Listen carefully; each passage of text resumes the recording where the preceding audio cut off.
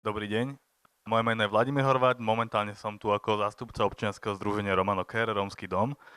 A keď som sa dozvedel, že na tejto konferencii bude prístup na internet a idem prezentovať rómsku encyklopédiu Amariluma, tak namiesto prezentácie skúsim staviť na techniku a encyklopédiu navštíviť. Moja prezentácia možno veľmi úzko nadviaže na prácu dokumentačného centra, pretože vo výsledku sa vo veľa aktivitách prekrývame, avšak možno cieľ, ktorý chceme dosiahnuť, je trocha odlišný, ale zároveň sa doplňa, čiže tam sa znova vraciam k tej spolupráci, o ktorej sme tu hovorili a dúfam, že na ňu budem môcť nadviazať.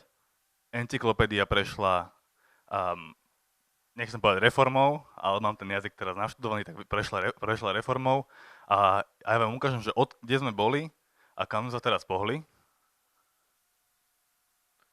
Toto je to, kde sme boli. Tu vidíte, že logo združenia, ako to vyzerá. Je to absolútne uspôsobené na desktop počítač, pomerne neprehľadné. Je to výsledok toho, že na encyklopédii ako na vizuálnej stránke nerobí veľa ľudí, keďže sme občianske združenie, ktoré nesídli síce v hlavnom meste Rómov, ako som počul na úvode, ale sídli v hlavnom meste Slovenskej republiky, v Bratislave.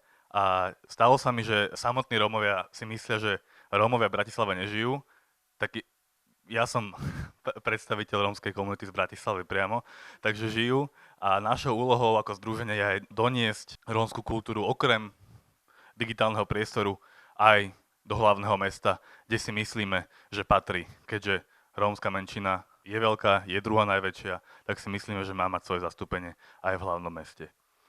Takže toto je to, kde sme boli. Vidíte, tu sú ciele,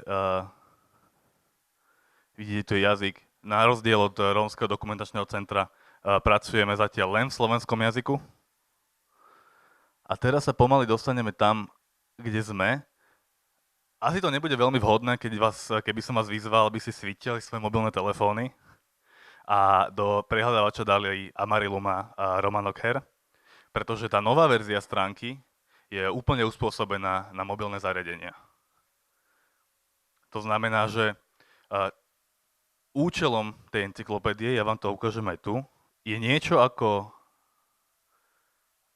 veľmi praktický prístup k informáciám o rómskom živote, o rómskej kultúre, o rómskej politike, o rómskych obciach, o rómskej samospráve a o živote Rómov na Slovensku celkovo. Takže ideme na kontakt, ale ideme na encyklopédiu.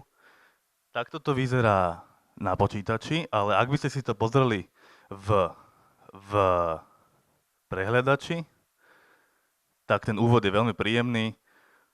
Tu vidíte, že pracujeme s odborníkmi, ako hovorila Erika, ako každý seriózny projekt, tak aj my pracujeme s expertnými skupinami a s odborníkmi, pretože sa snažíme v dnešnej dobe dezinformácií a rýchlych čiastočných informácií poskytovať informácie o Romoch, ktoré sú overené, ktoré sú spracované, ktoré nie sú nutne fantastické a nie sú nutne bulvárne, ale práve pracujú s tou odbornou prácou, preto aj tých hesiel ako malé združenie nemáme veľmi veľa, máme ich pomerne dosť, ale nemáme ich veľmi veľa, pretože na každom tom hesle, ktoré je vytvorené, pracujú minimálne dvaja ľudia, ktorý jeden vypracuje, druhý oponuje, v ideálnom prípade oponujú dvaja.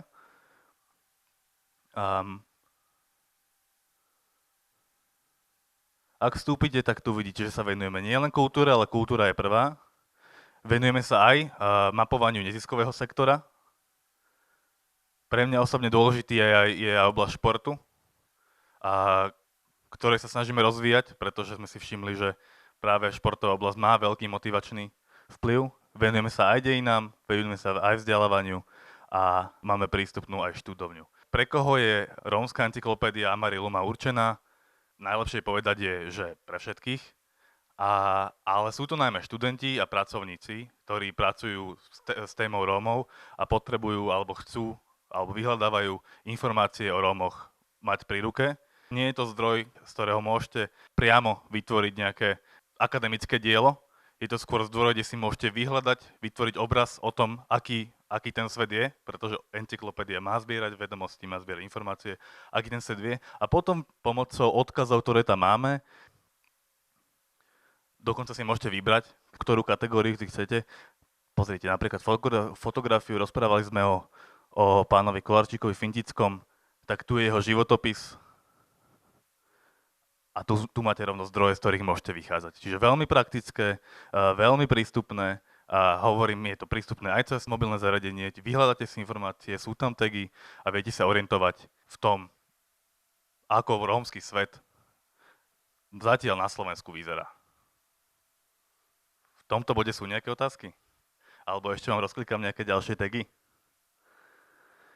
Pôjdem naspäť.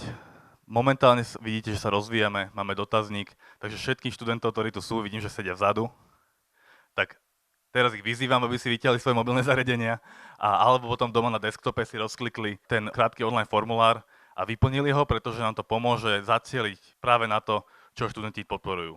Asi ste si všimli, že ako rozprávam, tak sme naozaj v procese vývoja, dostávame sa z bodu A do bodu možno B, možno C. A ten bod, kam sa chceme dostať, je práve spolupráca s viacerými organizáciami. A je zároveň preklad hesiel do anglického jazyka a aj do rómskeho jazyka. Do anglického jazyka hovorím preto, aby boli informácie prístupné nielen na Slovensku, ale minimálne v celej Európskej únii, pretože Rómovia sú významnou menšinou v rámci celej Európskej únie a nie len na Slovensku. Takže to je cieľ do budúcna. Ak sa hovorilo o živej rómskej kultúre, tak my tu máme zobrazenú aj neživú rómskú kultúru, aj historickú kultúru. Tie jednotlivé tagy som vám už prešiel.